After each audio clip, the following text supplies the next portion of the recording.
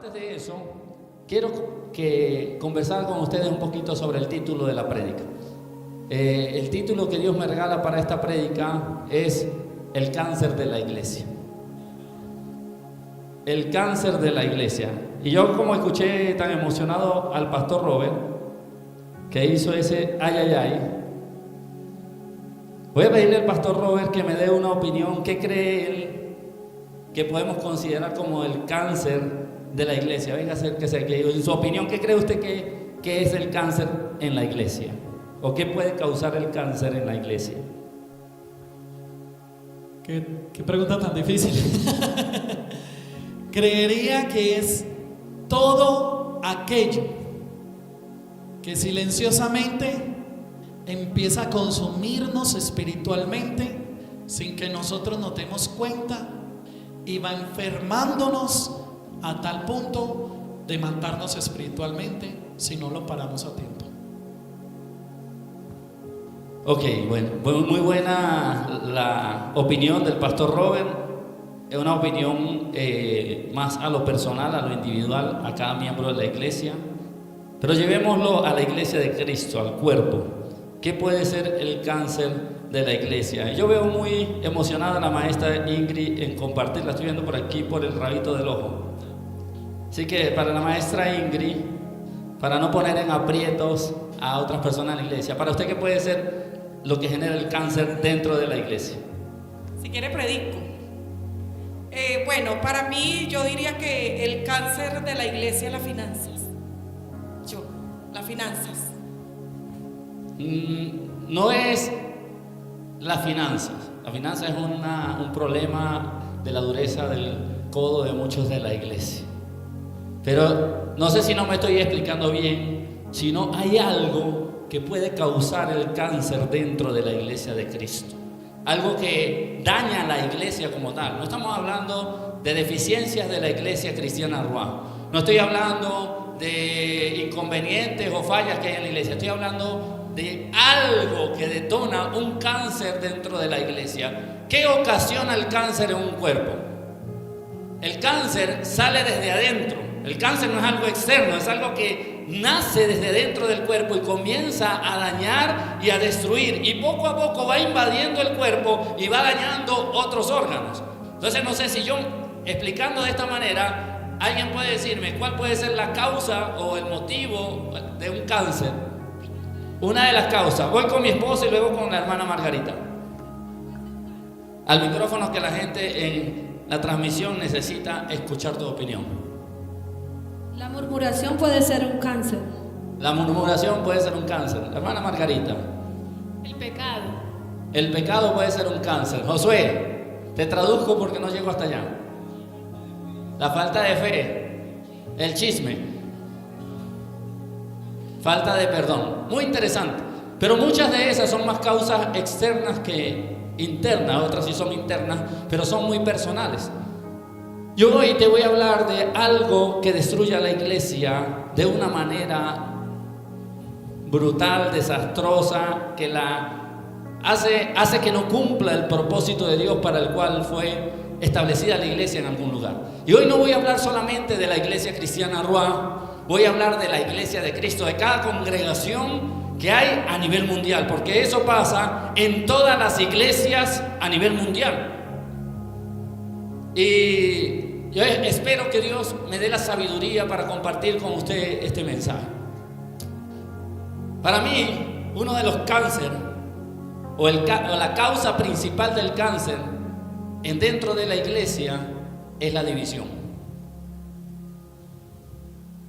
La división muchas veces la vemos de una manera muy ligera. La división es principalmente, el concepto literal de división es partir en dos partes, separar en dos o más partes una cosa.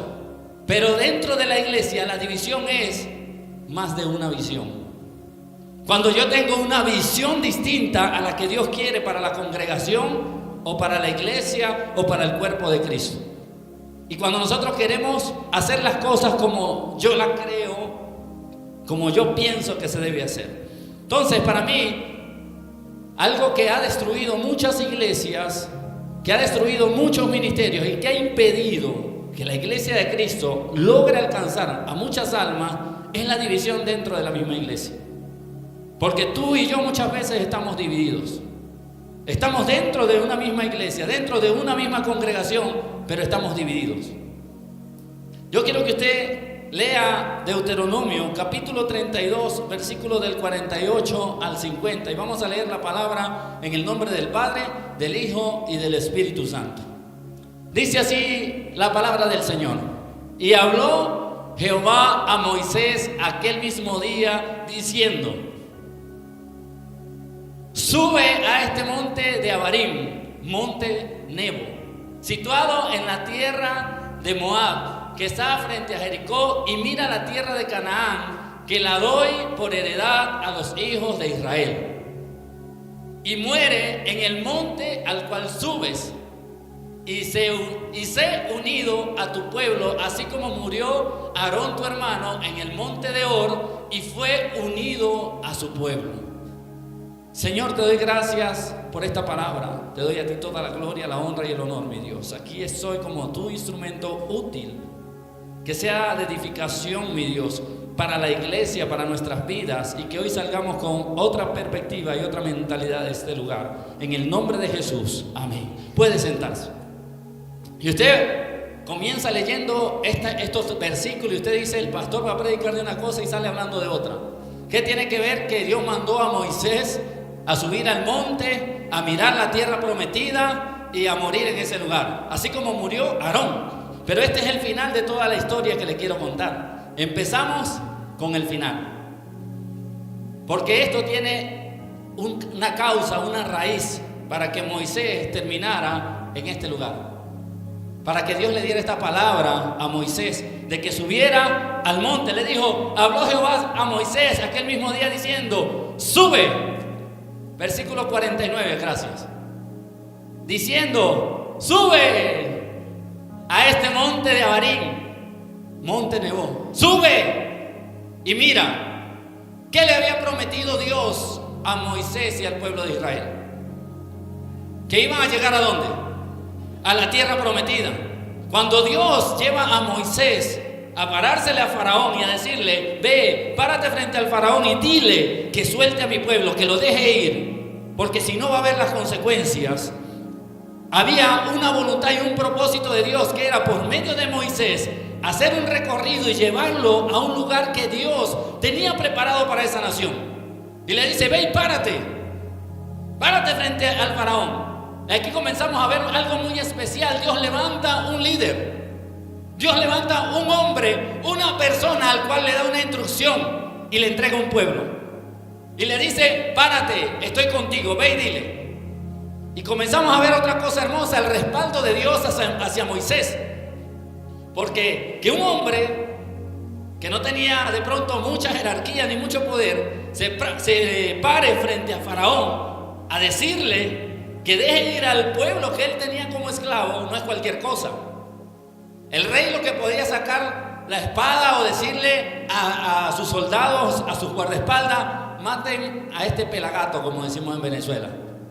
Maten a este bojo que me viene a decir a mí que deje ir al pueblo. ¿Quién eres tú? Y ahí vemos algo especial, el respaldo de Dios sobre el hombre al cual él había llamado. Se paró, y como era Dios mismo quien estaba enviando a este varón, el faraón no quiso escuchar, pero no le hizo daño. Y Moisés le dice lo que Dios le dijo: te van a caer las plagas, deja ir al pueblo. El hombre no hizo caso, y ya conocemos la historia. Las plagas vienen a Egipto, el hombre no tiene más nada que hacer que dar su brazo a torcer, deja ir el pueblo. Pero sin embargo Dios endurece el corazón de Faraón, y el ejército del Faraón junto al Faraón se van detrás del pueblo de Israel para asesinarlo antes de que se fugue. Y ahí volvemos a ver cómo Dios obra a favor del pueblo, porque el pueblo estaba obedeciendo a ese hombre que Dios había levantado. Y Moisés comienza a dirigir el pueblo, llegan frente al río, se encuentran sin salida, y el pueblo le dice a Moisés: para eso nos trajiste a este lugar, para morir aquí porque no tenemos salida. Mejor nos fuera dejado donde estamos. Y vemos un hombre que Dios había levantado, un hombre que Dios le había dado dirección, un hombre que se veía el respaldo de Dios, la manifestación de Dios en cada cosa de las que estaba haciendo, y el pueblo viene y duda, comienza a dudar. Y dice en el libro de Éxodo, si quiere no lo busque, lo va anotando, el que trajo para anotar, anote, y luego lea todas estas historias, porque voy a estar leyendo varios pasajes de esta historia del pueblo de Israel siendo dirigido por Moisés. Éxodo capítulo 15, versículo del 22 al 25 dice: E hizo Moisés que partiese Israel del Mar Rojo, y salieron del desierto de Sur, y anduvieron 3 días por el desierto sin hallar agua, y llegaron a Mara, y no pudieron beber las aguas de Mara, porque eran amargas. Por eso le pusieron el nombre de Mara. Entonces el pueblo murmuró contra Moisés y dijo: ¿qué hemos de beber? Y Moisés clamó a Jehová, y Jehová le mostró un árbol, y lo echó en las aguas, y las aguas se endulzaron. Allí les dio estatutos y ordenanzas, y allí lo probó. Seguimos avanzando en la historia. Llegaron en el río, venía el ejército de Faraón, los tenían acorralados. Viene Dios, se glorifica, abre el río, pasan el mar, pasan para el otro lado, se traga a todo el ejército, y ven la gloria de Dios y el respaldo de Dios sobre el hombre que él había levantado para dirigir al pueblo. Pasan, estaban sedientos en el desierto, como narra este versículo, no tenían nada que beber, no tenían nada que beber, había un río, el agua del río era amarga, se empezaron a quejar: ay, nos trajiste para acá, mira ese río, el agua amarga, ahora ¿qué vamos a hacer? Y dice que murmuraron de Moisés. Habían visto el poder de Dios manifestarse desde que comenzaron las plagas. Desde el momento en que Moisés se para frente a Faraón y comienza Dios a mandar las plagas a Egipto, ya ellos estaban viendo el respaldo y el obrar de Dios. Y siguieron avanzando y siguieron viendo el respaldo y el obrar de Dios a su favor. Porque Dios mismo había escogido a ese hombre. Y si Dios lo había escogido y lo había llamado, Dios lo iba a respaldar. Dios iba a hacer la obra, pero el pueblo comenzó a murmurar y a quejarse. Y se quejaron, y vino Moisés y ora. Y le dice: Señor, ¿y ahora qué hago? Tira un pedazo de árbol que yo me encargo. Y tira un pedazo de árbol al río, y el río se endulza. Y ahora viene y el pueblo toma agua, todo bien chévere, bien bacano, qué bueno es Dios. Este sí es el hombre que Dios puso. Este sí es el hombre que Dios escogió. Mira cómo Dios obra. Pero nos narra luego en Números capítulo 11, versículos del 1 al 6. Aconteció que el pueblo se quejó a oídas de Jehová, y lo oyó Jehová, y ardió su ira, y se encendió en ellos fuego de Jehová, y consumió uno de los extremos del campamento. Entonces el pueblo clamó a Moisés, y Moisés oró a Jehová, y el fuego se extinguió, y llamó a aquel lugar Tabera, porque el fuego de Jehová se encendió en ellos. Y la gente extranjera que se mezcló con ellos tuvo un vivo deseo, y los hijos de Israel también volvieron a llorar y dijeron: ¿quién nos diera a comer carne? Nos acordamos del pescado que comíamos en Egipto de balde, de los pepinos, los melones, los puerros, las cebollas y los ajos, y ahora nuestra alma se seca, pues nada sino este maná ven vuestros ojos. Aquí vemos que el pueblo había quedado satisfecho por todo lo que venía haciendo Dios, ya estaban como un poquito tranquilos, y se levantan unos extranjeros. Se levanta unos extranjeros y comienzan a murmurar y a quejarse y a decir: pero es que nos hace falta comida y nos hace falta de beber. Y viene el pueblo de Israel y se deja influenciar por esos extranjeros y comienzan a quejarse nuevamente. Y Dios se molestaba, porque era Dios quien estaba con ellos, y Dios venía mostrándole su favor una y otra y otra y otra vez. Sin embargo, se dejaron llenar los oídos de aquellos que no construyen, sino que destruyen. De aquellos que no están para aportar, sino para dañar, para destruir, para quejarse, para hablar boberías y peste. Y el pueblo, en vez de poner su confianza en Dios, volvieron a escuchar todos esos comentarios y esas murmuraciones y se contaminaron.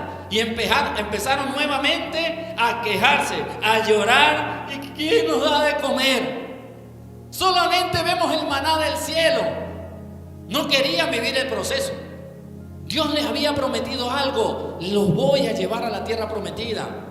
Les había puesto un líder que tenían que seguir, pero ellos no ponían su mirada en el propósito de Dios, sino que se dejaban llevar por la situación, por sus emociones y por lo que los demás hablaban y decían. Y así hay personas dentro de la iglesia. Esta historia se parece mucho a la iglesia de hoy en día y vamos a seguir viendo cómo el pueblo de Israel se comportaba. Pero en la iglesia hoy en día Dios pone gente de autoridad que Dios llamó y estableció para dirigir. Y no hablo nada más de nosotros como pastores, hablo de cada líder, de cada diácono al cual ha llamado. Y muchos hoy en día no quieren seguir la visión que Dios ha dado al líder, sino que quieren seguir su propia visión.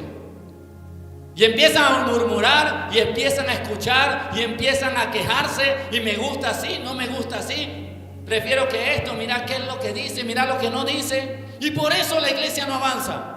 ¿Cuál fue el resultado de Moisés? No pudo conocer la tierra prometida por culpa del pueblo de Israel. Un pueblo terco, un pueblo duro de corazón, un pueblo que se dejaba influenciar por cualquier persona, un pueblo que le era infiel, que era idólatra, que no veía las cosas con ojos espirituales, sino que era un pueblo carnal. Y en la iglesia hay mucha gente carnal. En la iglesia hay mucha gente que vive quejándose, que vive murmurando, que si pusimos la silla de una manera o la pusimos de otra. Que si el líder de la alabanza dice aleluya y no dice gloria a Dios. Que si el culto lo pusimos a las 10, ¿por qué no lo ponemos a las 9? Que si el discipulado no me gusta como lo dan, quiero que lo den de otra manera. Que si predicamos de una forma o de otra, que por qué el pastor no usa corbata. Que por qué el pastor no se sienta al lado de la pastora en el culto. Un pueblo que lo que hace es dividir, destruir, dañar. Y no dejan avanzar. No dejan que Dios nos lleve a la tierra prometida. No dejan que Dios obre con poder y gloria, porque están para estorbar.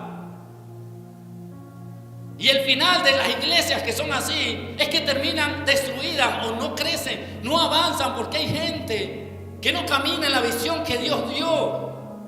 Hay una visión en esta casa que Dios la dio. Dios dio la visión. Yo no me la inventé. Es más, yo ni esperaba ser pastor en Medellín. Jamás en mi vida. A Dios le plació establecer esta iglesia. Y en 40 días de ayuno Dios habló a mi vida y me dijo: vas a hacer esto así, así, así y así. Y a eso yo me sujeto, a la visión que Dios me ha dado. Si quieres seguir caminando en el desierto, camina en el desierto. Si quieres devolverte a Egipto, camina y devuélvete a Egipto. Pero nosotros queremos llegar a la tierra prometida. Queremos llegar a la tierra prometida. Ya basta de la división dentro de la iglesia. Cuando tú dices: no quiero que el líder lo haga de esta manera, estoy en desacuerdo, estás dividiendo, porque estás teniendo una visión distinta a tu líder.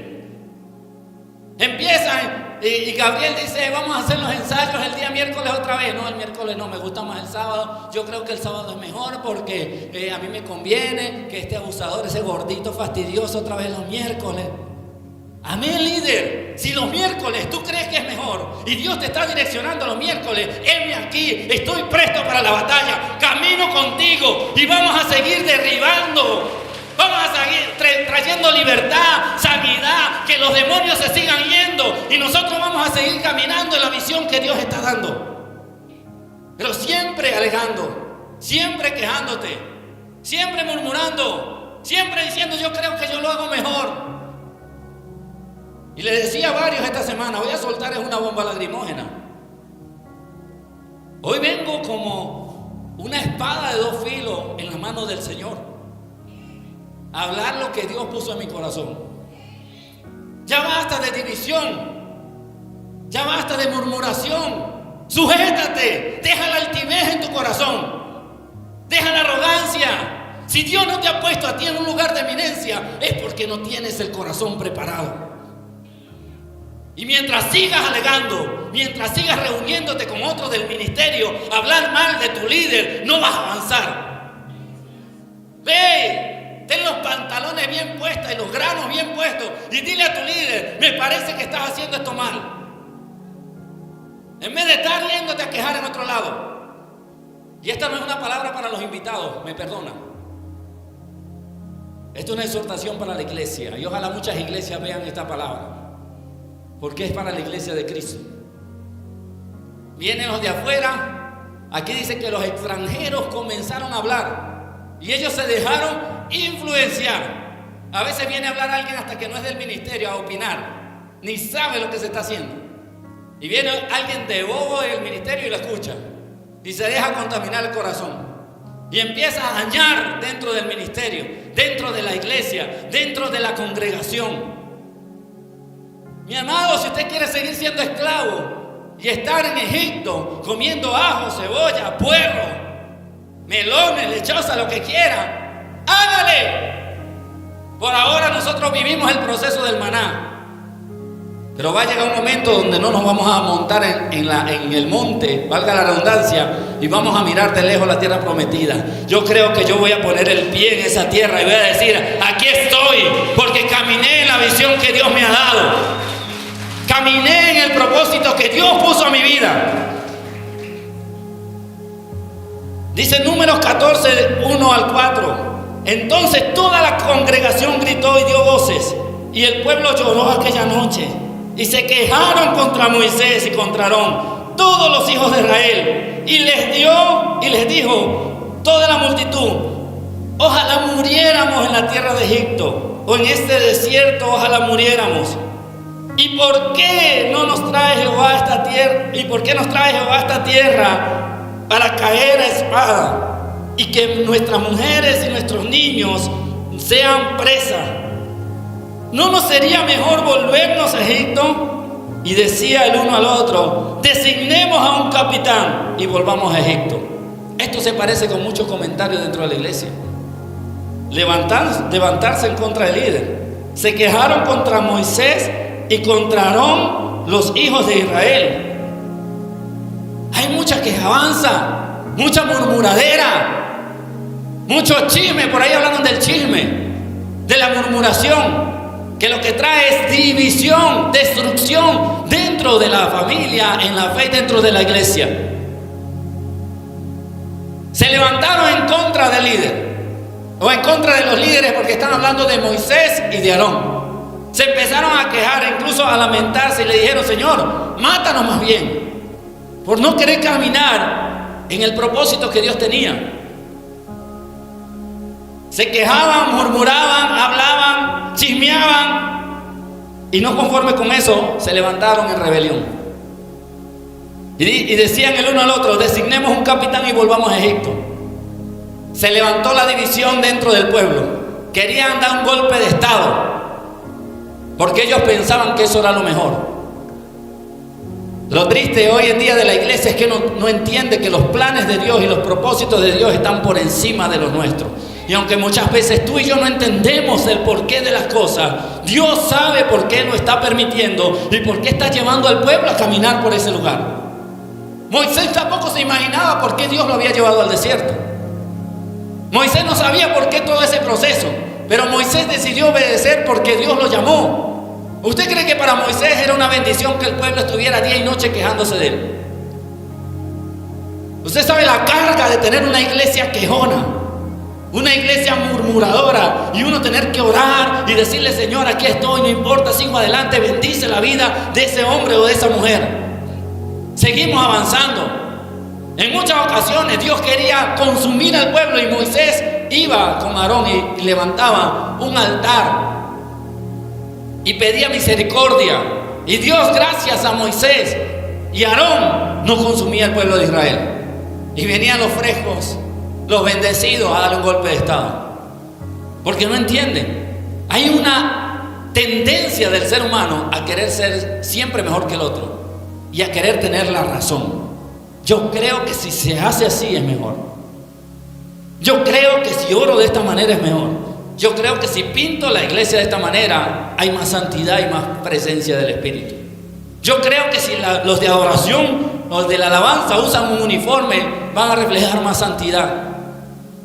Porque nosotros en el yo creo, yo pienso, caemos en el mismo juego del pueblo de Israel, cuestionando lo que Dios quiere hacer, cuestionando el propósito de Dios, cuestionando el plan de Dios para esta casa, para tu vida. Hoy muchos de ustedes estuvieran ejerciendo ministerio si no estuvieran estancados murmurando,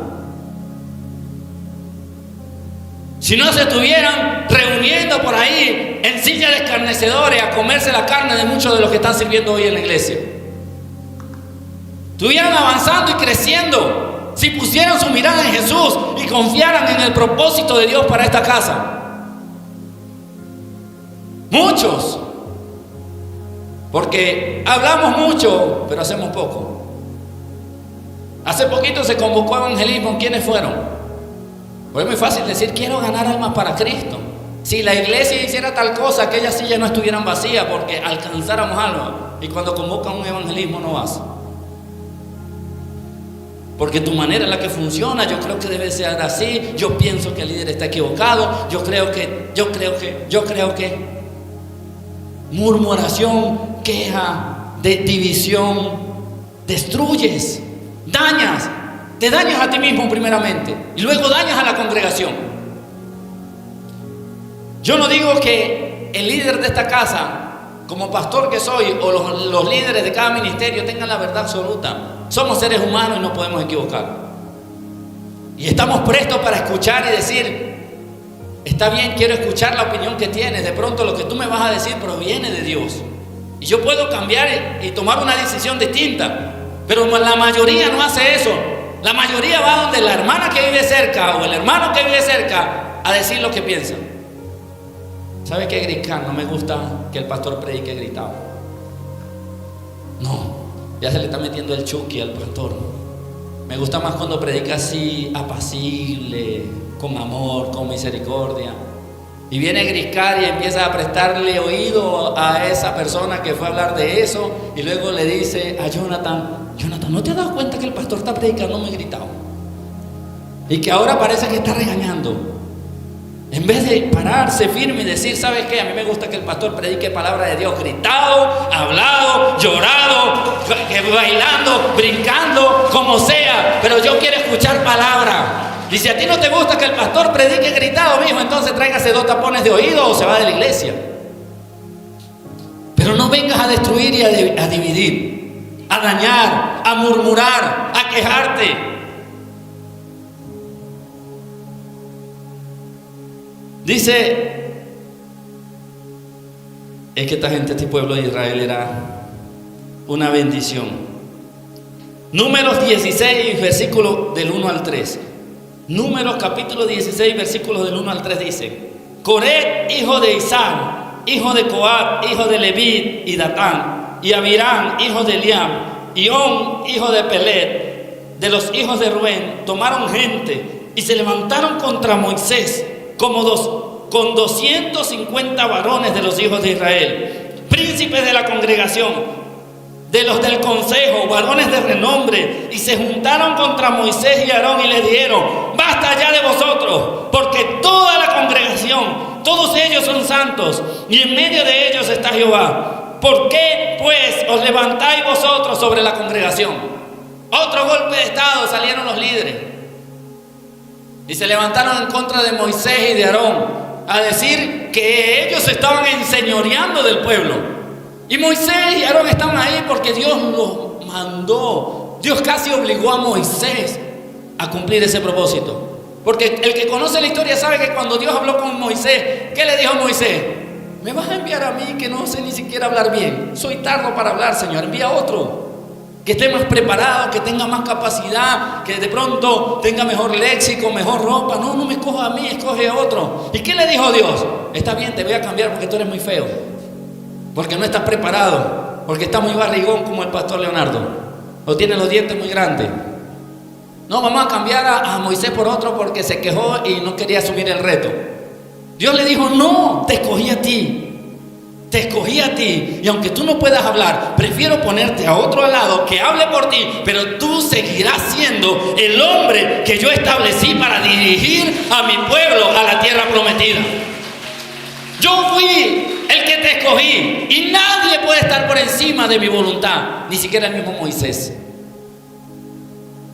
Pero hoy la gente quiere poner los pastores, quiere calificar quién está apto para una cosa o para la otra. Moisés no estaba apto para muchas cosas, pero a Dios le dio la gana de escogerlo. Dios le dio la gana de escogerte, varón. Le dio la gana. Le guste o no le guste a la gente, así seas regañón, así andes con el ceño fruncido, a Dios le dio la gana y eres un gran instrumento en la mano de Dios. Y a Dios le dio la gana de escogerte a ti que estás sentado en la silla y de llamarte. Pero por estar poniendo tu mirada en Egipto, por estar poniendo tu mirada en los alimentos, en los que no tienes en ese momento, te estás perdiendo lo que Dios tiene preparado para ti más adelante. Te estás perdiendo el propósito, el llamado, la bendición, el cumplimiento de ese propósito que Dios determinó desde aquel momento que te llamó y te dijo: te voy a llevar allá. Aquí hay gente que ha recibido palabra y no se ha cumplido, porque ha vivido metido en el chisme, en la murmuración, en la queja, alegando en contra de. Si hay algo que he aprendido, mi amado hermano, es que cuando hay un líder hay que respetarlo. Estuve en un concierto con los Yolos, en una actividad, en una vigilia, y se endemonió una mujer. Y se endemonió y estaban orando, y yo no tenía autoridad. Aunque soy pastor, no tengo autoridad ni derechos en esa congregación. Tengo que mantenerme al margen, a menos que me digan: pastor, venga y usted hágale o apóyenos. Yo me quedé por atrás y veo que empiezan unos pastores: traigan el aceite, traigan el aceite. Iban a ungir al demonio. No sé si lo iban a consagrar como pastor, profeta, evangelista. Traigan el aceite para echarle al demonio. Yo sé que la Biblia no nos lleva a ungir con aceite a una persona endemoniada, en ninguna parte. El aceite solamente se usa para ungir a una persona, para un ministerio. En el Antiguo Testamento se usaba para un reinado, para un sacerdocio, y hoy lo usamos para ungir a una persona que Dios llama a un ministerio, o para orar por los enfermos. Porque la palabra dice: ve y busca a los ancianos y que se unjan las manos con aceite y oren por ti, y la fe sanará al enfermo. Eso es lo que dice la Biblia del aceite. Y cuando sale esa gente: tráigame el aceite, ya está.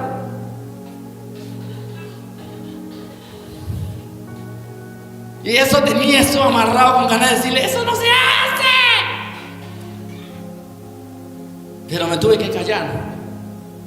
Y pastor, cuando termina la vigilia, me dice: pastor, lo vi que estaba pero amarrado por dentro cuando pidieron ese aceite. Pero ahí hay una autoridad, ahí hay un líder al cual Dios llamó. Y si Dios lo ha dirigido, o Él ha tomado la decisión, como sea, para orar por un endemoniado con aceite, yo no tengo que meter mis uñas, ni mis manos, ni mis pezuñas en ese lugar. El Espíritu Santo es el que les debe dar dirección. Y si en algún momento yo tengo la oportunidad de sentarme con esa persona sola y compartirle lo que yo creo que es lo correcto, me siento y le digo. Si lo toma, bien. Si no, seguimos siendo hermanos en Cristo. Porque es la responsabilidad que Dios le entregó a él en su congregación.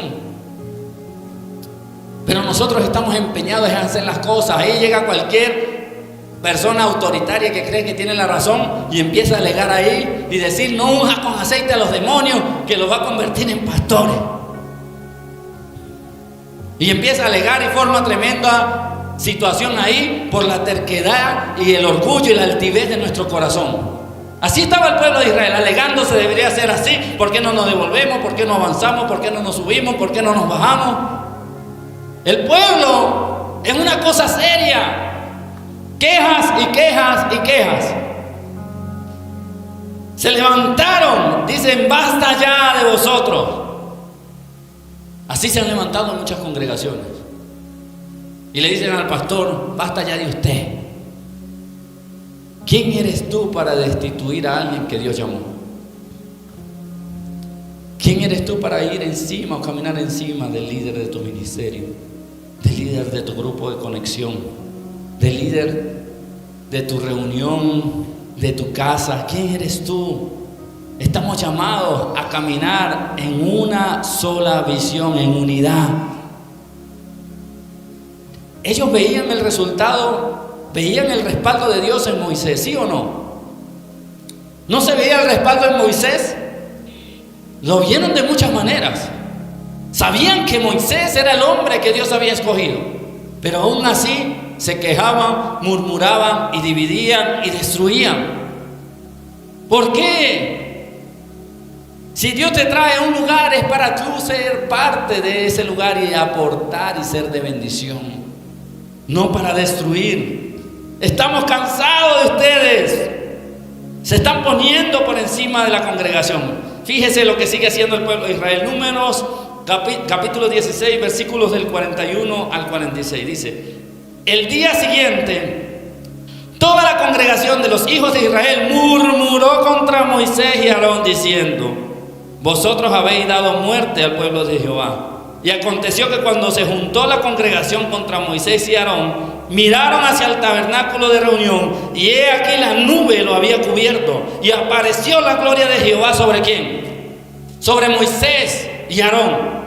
Y vinieron Moisés y Aarón delante del tabernáculo de reunión, y Jehová habló a Moisés diciendo: apartaos de en medio de esta congregación, y los consumiré en un momento. Y ellos se postraron sobre sus rostros. Y dijo Moisés a Aarón: toma el incenciario y pon en él fuego del altar, y sobre él pon incienso, y ve pronto a la congregación y haz expiación por ellos, porque el furor ha salido de la presencia de Jehová, la mortandad ha comenzado. ¿Qué trae al pueblo la murmuración y la división? La ira de Jehová y tu muerte espiritual. Pero es que yo creo, y yo leo la Biblia, y a mí la Biblia me enseña que es así. El pastor está equivocado, y el líder está equivocado, y en aquella iglesia están equivocados porque yo lo interpreto de tal manera.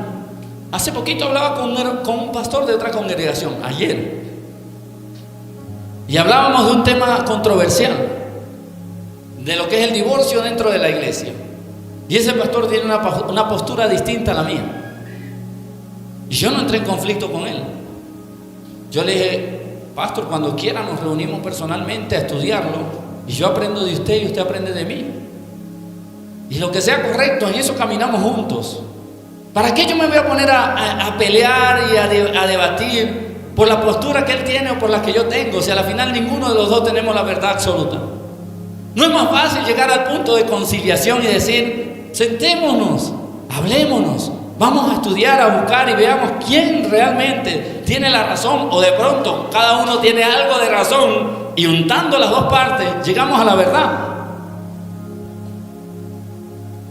Hace poquito publiqué en mis redes sociales que las iglesias que son las que más se hacen publicidad de sana doctrina son las que tienen más enferma la iglesia, porque tienen un virus de división dentro de la iglesia terrible, al creerse más santos que los demás, a creerse mejores que los demás, y que ellos tienen la verdad absoluta. Lo único que hacen es destruir y dividir. Y Dios quiere unidad. Ahorita, el próximo sábado, vamos a salir como iglesia a marchar en Medellín, y toda la iglesia cristiana Rúa está convocada el sábado a las 2 de la tarde en Prado Centro con su camiseta blanca, y vamos a gritar que Cristo vive, unido a diferentes congregaciones, a diferentes iglesias, que usen lo que usen, que se vistan como se vistan, hablen como hablen, enseñen lo que enseñen. Nosotros creemos que somos parte del cuerpo, y vamos a caminar en unidad.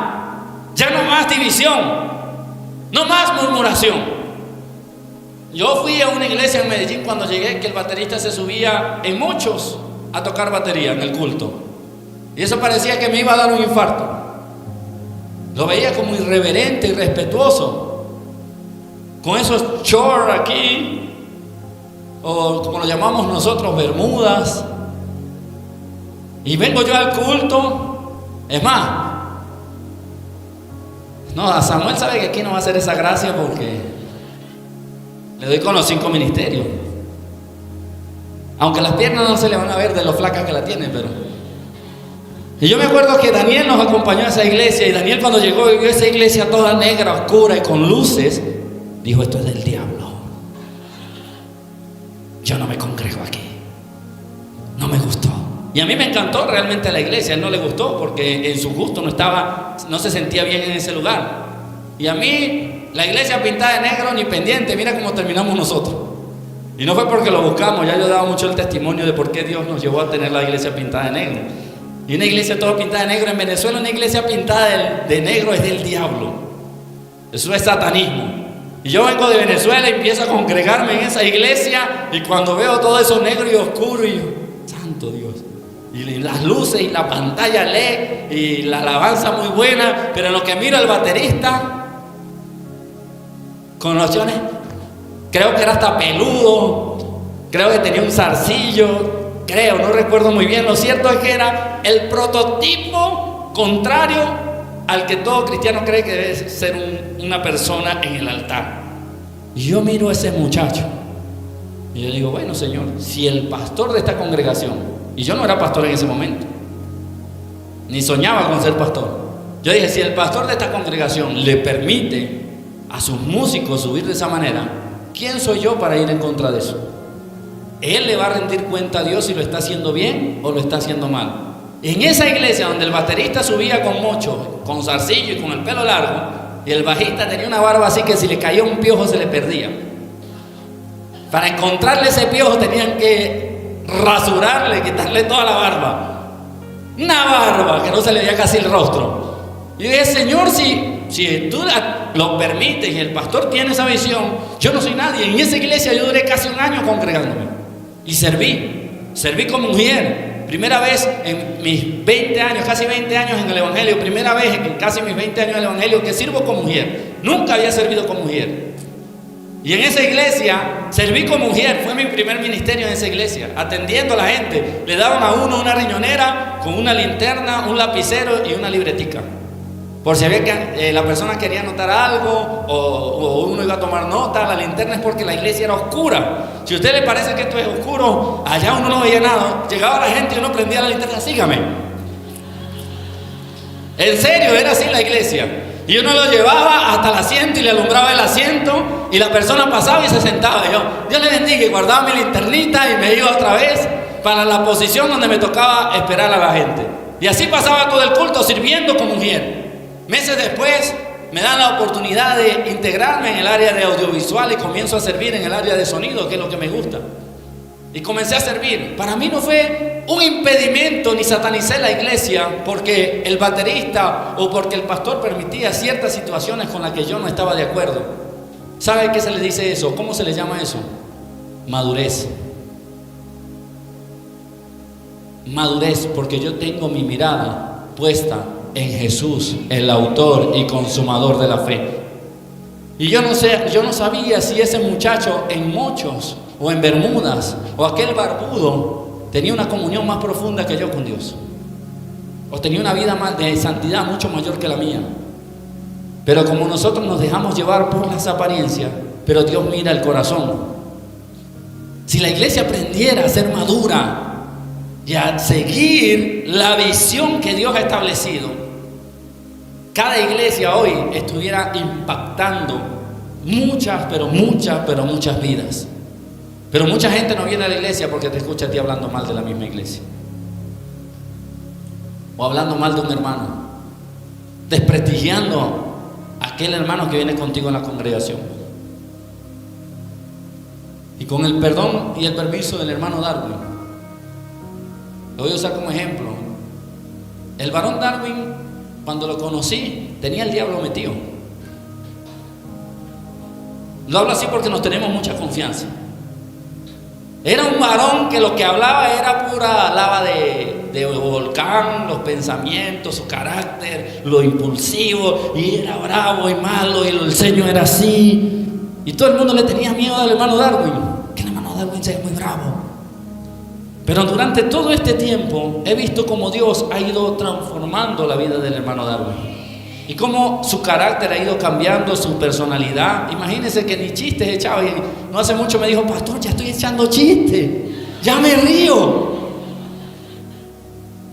Y son avances que yo veo en el hermano Darwin que muchos de ustedes no ven. o algunos, y siempre se enfocan en el hermano Darwin es esto, el hermano Darwin está bravo, el hermano Darwin empujó, pero no ven el obrar de Dios en la vida del hermano Darwin. No ven que Dios está transformando el carácter del hermano Darwin. No ven que Darwin no es el mismo que era cuando llegó a este lugar. Yo sí lo veo.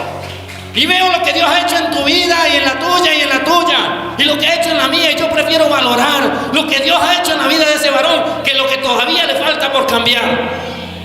Valoro más lo que Dios ha hecho en él. Pero nosotros nos enfocamos siempre en ver lo malo, lo malo, lo malo, lo malo, y no valoramos lo bueno de lo que Dios ha hecho en la vida de las personas. Cómo Dios los ha transformado, cómo Dios ha hecho en la vida de muchos de los que estamos aquí. Vidas que no servían para nada, matrimonios que estaban destruidos, gente sumergida en drogas, en vicios, y te crees ahora mejor que los demás. Nos creemos muchas veces mejores que los demás.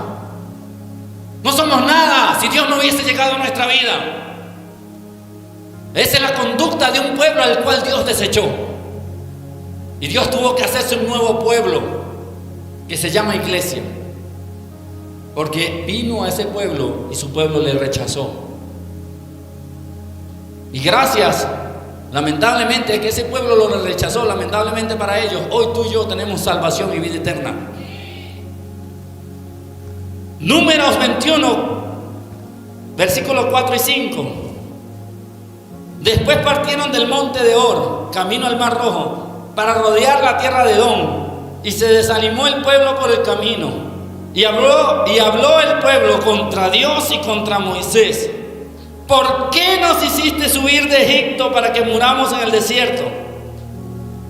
Pues no hay pan ni agua, y nuestra alma tiene fastidio de este pan tan liviano. Una y otra vez el pueblo en contra de la voluntad de Dios y del hombre de Dios. Y aquí es donde viene lo bueno, iglesia. Eso es el cáncer que hay dentro de la iglesia: la división, la murmuración, la altivez, la soberbia. Todo lo que trae esa división dentro del cuerpo y que no nos ayudan a caminar en un mismo propósito. Visión, una visión es la que tú y yo debemos tener. Caminar juntos en lo que Dios quiere hacer. Hoy hablo en representación de la iglesia cristiana Roa, que es la que Dios ha puesto en mis manos. Hoy tú y yo debemos caminar en la visión que Dios ha entregado a esta casa. Mire, yo me he enfrentado a gente difícil, que vienen de otras congregaciones. Y gloria a Dios por lo que han llegado de otras congregaciones y han podido someterse a la visión de esta casa. Pero me he enfrentado a gente que pretende que yo cambie la visión de esta casa porque en su iglesia lo hacían de otra manera. Y se han molestado, han hablado mal de mí, se han terminado yendo de la iglesia. Pero estoy como Moisés. A mí Dios me dijo: saca al pueblo y llévatelo a la tierra que te voy a mostrar. Y vamos caminando en el desierto hasta que sea necesario. Pero la visión no se cambia. Grupos de conexión no se cambian. Los servicios, las reuniones de adolescentes, de jóvenes, de niños no se cambian. Los cultos de adoración y oración no se cambian. Los cultos de exaltación a Dios los domingos no se cambian. Los matutinos no se cambian. El orden en los ministerios y las disciplinas, las reglas que hay que cumplir no se cambian. Es la visión que Dios nos dio.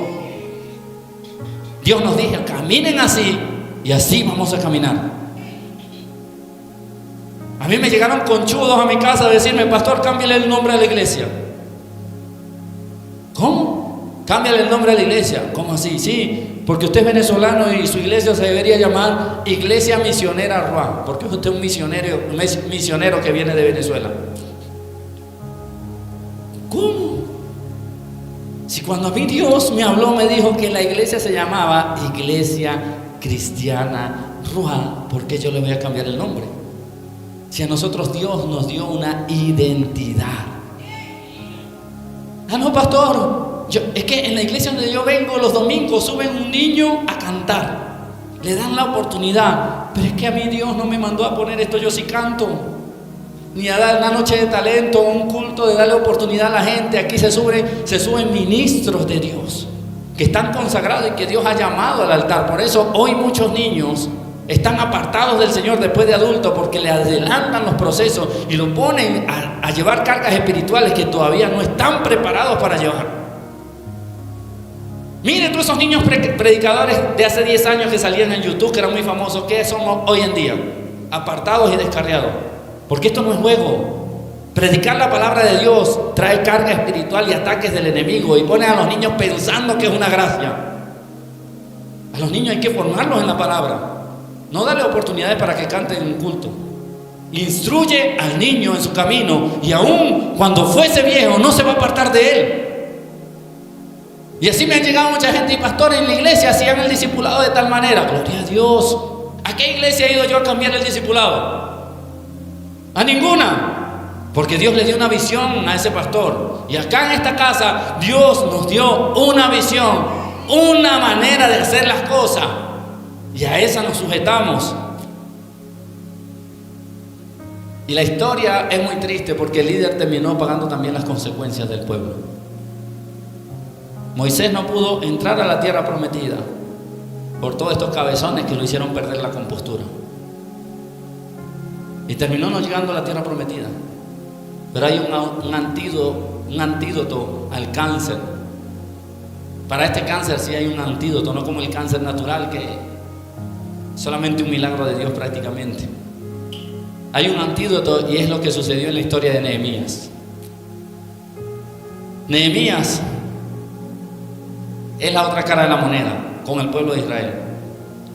Nehemías 6, versículos 15 y 16 dicen así: fue terminado pues el muro el 25 del mes de Elul, en 52 días.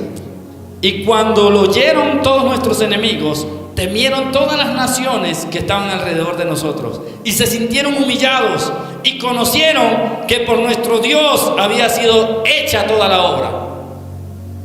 Y lo pongo en contexto para el que no conoce la historia de Nehemías. Nehemías fue un hombre que no vivía en Israel, pero era israelita. En ese tiempo los muros de Israel estaban derribados desde hace años. El pueblo de Israel estaba disperso en muchas naciones, y ahí quedaba un remanente que vivía en las ruinas, en la pobreza, en la precariedad. Vivían en unas condiciones inhumanas. Y le llega la información a Nehemías que el pueblo estaba mal, y Nehemías se entristeció. Y viene Dios y lo llama y le dice: ¿sabes qué? Te escogí para ir a construir esos muros. Así como escogió a Moisés para que fuera a sacar al pueblo de Egipto, Dios escoge a Nehemías para reconstruir los muros a la ciudad de Israel, para que dejaran de ser esclavos y volvieran a ser un pueblo próspero. Pero ahí es donde le vienen muchos retos a Nehemías. Nehemías se enfrentó a varios retos. Lo primero es que él era la mano derecha del rey, donde él servía en otra nación que no creía en Dios. Y él se puso triste y va delante del rey, y el rey le dice: Nehemías, ¿qué pasa? Y le dice: estoy triste porque mi pueblo la está pasando mal. Y el rey le dice: ¿qué necesitas? Y ahí el primer reto que tiene Nehemías, que el rey le permita y le dé el permiso de ir a reconstruir los muros de un pueblo que en un tiempo fue enemigo de esa misma nación. Pero Dios lo pone en gracia, porque cuando Dios llama a un líder, Dios hace lo necesario para que el propósito se cumpla. Y viene el rey y le dice: ¿sabes qué? Te doy el permiso. Ve, dime cuánto te demoras. Nehemías le dice: voy a durar X cantidad de tiempo. Listo, vete, ¿qué necesitas? No conforme con el permiso, el rey se ofrece a darle lo que necesita. Y viene el segundo reto de Nehemías. Tenía que atravesar varias regiones que habían sido enemigas de su nación. Y le dice al rey: dame una carta que me permita pasar por todas esas naciones y yo no ser dañado o atacado por esas naciones. Y el rey le da la carta para que Nehemías se traslade. Y no bastando con eso, le dice: ¿y sabes qué? También necesito que me des carta para ir donde el carpintero, para que me dé todos los materiales que necesito. Hasta conchudo era Nehemías. Pero cuando Dios te llama y Dios te va a llevar a cumplir un propósito, Dios va a obrar y va a mover y va a tocar los corazones necesarios. Y el rey le dijo: ¿sabes qué? Vete con esta carta, tienes carta abierta, pídele al carpintero todo lo que necesita. Y se va, y el rey, no conforme con eso, le pone custodio, le pone guardaespaldas que lo van a llevar de un lugar al otro. Y no conforme con eso, también le paga el acarreo. Porque ¿en qué cree usted que se llevó Nehemías todos los materiales? Él no fue a buscar al pueblo de Israel y le dijo: acompáñame para ir a buscar los materiales y nos los traigamos. No, él llegó con la carta donde el carpintero le dijo: móntemelo ahí en el motocarro de Elvin. Hasta el acarreo se lo dio a Nehemías para que llevara los materiales. Y llega a Israel y consigue un pueblo desanimado. Y ese es otro de los retos que tuvo Nehemías, que el pueblo que estaba desanimado, abatido y destruido pudiese trabajar. Otro de los retos que tuvo Nehemías: tenía enemigos y tenía personas que querían que eso no se levantara. Unos amigos de ustedes que se llaman Tobías y Sanbalá, de pronto está sentado al lado de usted. Yo no sé, yo no lo estoy señalando a nadie. Mírelo y diga: ¿eres Tobías o eres Sanbalá? ¿O eres un hijo de Dios? Aparte de eso, Nehemías tenía que lograr algo que no se había logrado en mucho tiempo. El muro de Israel había sido tratado lo habían tratado de construir durante varias oportunidades y no habían podido. Pero este versículo dice que Nehemías logró levantar el ánimo del pueblo y dirigirlo para que ese muro fuera construido en 52 días. Y no estamos hablando de un muro a una casa, estamos hablando del muro a una ciudad. Yo creo que rodear Medellín con un muro sería imposible hacerlo en 52 días, o casi imposible. Tiene que haber sin maquinaria. Estamos hablando a mano. 52 días hacer un muro alrededor de Medellín, creo que es una tarea bastante épica. Y Nehemías, dirigido por Dios, levantó un pueblo y le dijo: ¿quiénes quieren construir? Y el pueblo levantó la mano y dijo: Nehemías, seguimos la visión que Dios te dio. Aquí estamos. Y dentro del pueblo solo hubo un grupito de perezosos, lo narra la historia, que dijeron: no, tengo pereza de construir. Y Nehemías no se puso a caerle encima a esa gente, le dijo: déjenlo tranquilo, que descansen, pero los que quieran trabajar, vénganse y hagámosle. Y Dios le dio una estrategia a Nehemías. Le dijo: Nehemías, quiero que cada persona construya el muro al frente de su casa, al frente de su iglesia, al frente de su propiedad, y que se vayan empalmando un muro con el otro, y verás que vamos a lograr el objetivo en poco tiempo, porque yo voy a estar en el asunto. Y Nehemías recibe la dirección de Dios, reúne al pueblo y le dicen: esta es la visión que Dios me dio. Y todos dijeron: seguimos la visión del líder, vamos a construir. Y salieron algunos con miedo, porque es natural tener miedo, y dijeron: pero hemos tratado de construir los muros y han venido los enemigos y nos han lastimado, nos han dañado, nos han matado. Tranquilo, con una mano cogemos la espada y con la otra mano vamos construyendo el muro. Y todo el pueblo dijo: aquí estoy, heme aquí. Agarraron una espada y con la otra mano iban poniendo el ladrillo y alertas de si venía el enemigo. Y en 52 días, cuando el pueblo decidió caminar en la visión de Dios que le había dado el líder, lograron el objetivo. Y a partir de allí, los muros de Israel se construyeron. Y la nación volvió a ser esa nación élite que fue en un pasado. Dios le devolvió el lugar que le correspondía a la nación cuando decidieron obedecer, sujetarse y caminar en la visión que Dios había dado.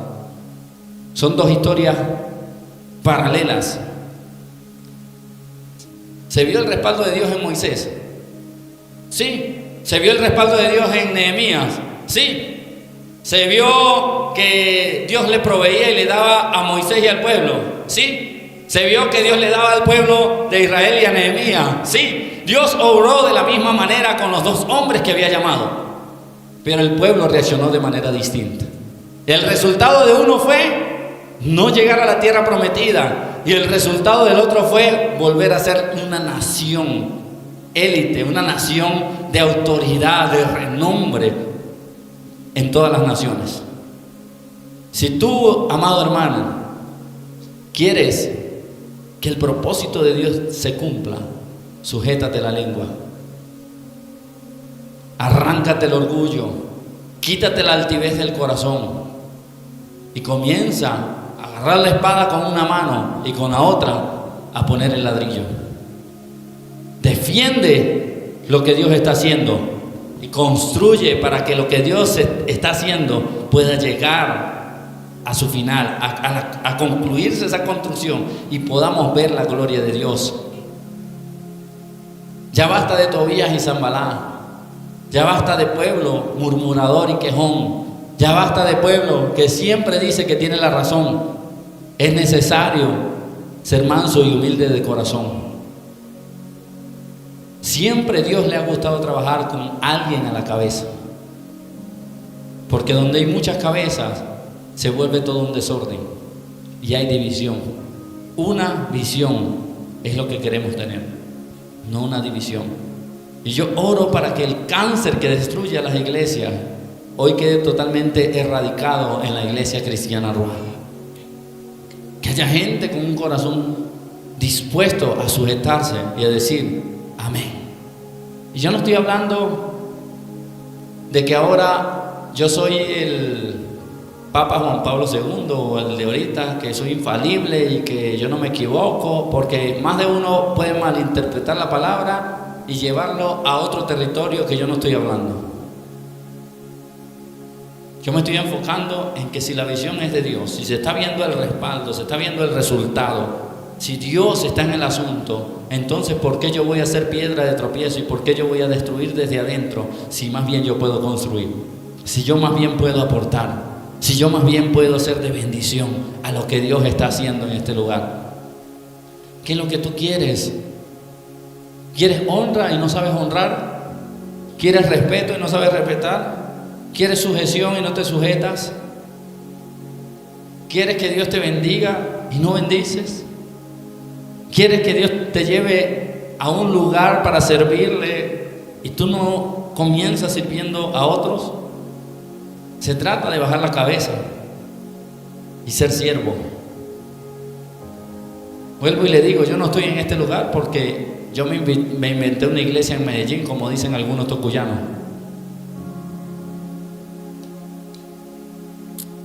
Porque yo vengo de una ciudad que se llama El Tocuyo, para el que no sepa, en Venezuela se llama El Tocuyo. Y en esta ciudad, aquí en este sector, hay muchos tocuyanos, muchas personas de mi ciudad que no son cristianos y dicen que yo me inventé una iglesia aquí en Medellín para vivir de la iglesia. Ojalá vinieran y me hagan las vacaciones, un mes, para que vengan a vivir de la iglesia. Yo estoy aquí porque Dios me llamó a amada iglesia. Yo no escogí esto. Y yo defiendo lo que Dios me entregó. Espero que usted se una a esta visión que Dios nos dio. Y saque la espada y le corte la cabeza al que hable mal. No, mentira. Espiritualmente, ¿no? Pero aquí hay gente que se lo toma muy literal. Y degollaron a 10 personas en Zafra. Motivo, el pastor mandó a degollar a los que estaban en contra, ¿no? Reprendemos ese espíritu de violencia en el nombre de Jesús. No, mi amado hermano, caminemos juntos. Hay una ciudad, hay un barrio, hay gente que conquistar en este sector. Y unidos es que lo vamos a lograr. Diga como Samuel, heme aquí, Señor. Heme aquí, aquí estoy. Ya no más división. Lo que Dios vaya dirigiendo, aquí estoy. Y si usted siente una dirección de Dios para aportar algo, acérquese a la persona correcta y dígalo. Pero no murmure, no se queje, no piense que lo correcto es lo que usted cree. De pronto sí, pero de pronto no. Entonces usted se comienza a convertir en ese tumor cancerígeno dentro de la iglesia y comienza a destruir. Aquí estoy. Heme aquí, Señor, para servirte. Diga conmigo, heme aquí, Señor, para servirte. No quiero seguir siendo un tumor dentro de tu iglesia, aunque tenga cara de tumor. Pero diga, no quiero seguir siendo un tumor dentro de la iglesia que daña, que destruye, no. ¿Sabe? Mucha gente llega a esta congregación porque ve el amor de Dios, porque ve unidad, ve armonía, pero después de 6 meses ven a 3 o 4 cabezones que son todo lo contrario y dicen, se me pasó. Sea de bendición, mi hermano. Qué sabroso es que tú y yo podamos ser de bendición y que la gente vea a Dios reflejado en nuestra vida.